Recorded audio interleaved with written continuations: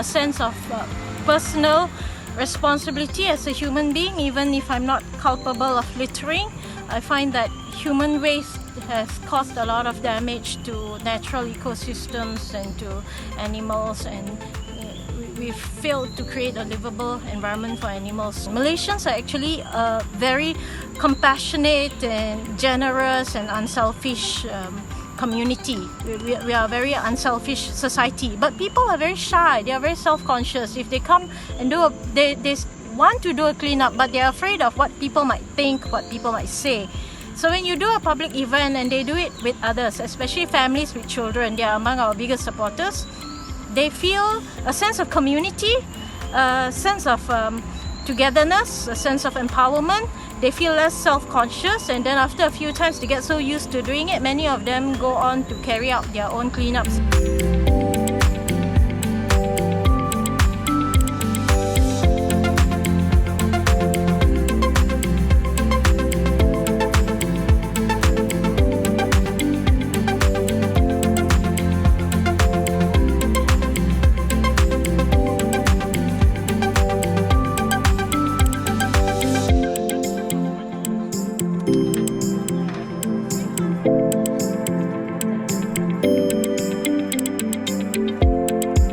Actually active already with the environment a long time. I have been recycling already since I'm here 30 years ago. We recycle, save water, have a compost in the garden. And then Eileen was one time organizing a cleanup in Bukit Kasing. And then we said, okay, no more excuse for us.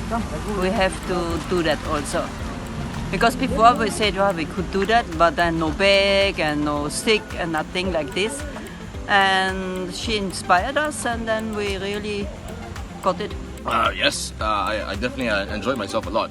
It is almost back-breaking work. I won't lie to you. But you know, it's I get to see the park. I get to almost traverse here and there a little bit to actually pick up the rubbish, because let's face it, litter can be down the slopes, up the slopes, dug underneath, sometimes up in the branches. So you get to move around quite a lot. So it's a lot of fun, and you get to chit chat with your fellow volunteers, fellow nature lovers, you know, and that's almost a communal feeling to this actually. So yeah, it was really fun, and then seeing people walk by and say good job and smile at us was really empowering and inspiring.